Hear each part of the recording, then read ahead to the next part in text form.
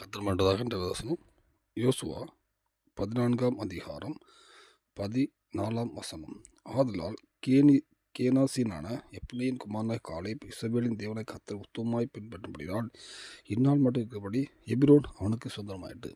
கர்த்தர் பண்ணுறதாக இந்த வசனம் பார்க்கும்போது உத்தமமாய் பின்பற்ற காலேப் குறித்து சொல்லும்போது கர்த்தரை உத்தமமாய் பின்பற்றினான்னு எதை சொல்லுது. அந்த இஸ்ரவேல் ஜனங்களில் 12 பேர் வேவு பார்க்க போகும்போது யோசுவா காலேப் மற்ற 2 பேர் இருந்தால் அந்த தேசத்தை குறித்து நன்மையாக சொல்லுவாங்க. கர்த்தர் நம்மோடு இருந்தால் இந்த தேசத்தை கொடுப்பார். மீதி 10 பேரும் அவங்க சோர்ந்து போய் அவிசுவாசத்தை பேசி கர்த்தருடைய கோவம் வரும்போது அது ஜனங்கள் 40 ஆண்டு காலம் அலைகிறாங்க.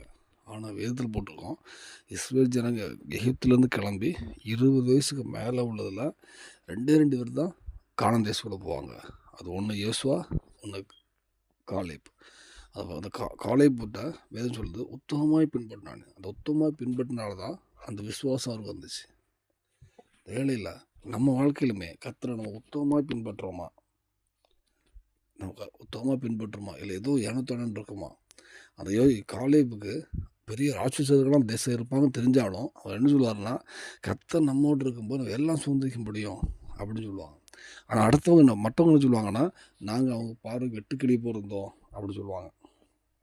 அப்போ நம்ம வெட்டுக்கிளி மாதிரி நம்ம இருக்கிறோமா, நம்ம பார்வை நம்ம கர்த்தரோடு வந்து உத்தமமாக வரும்போது கர்த்தரோடு நம்ம இருக்கும்போது தான் அந்த பார்வையே மாறுது.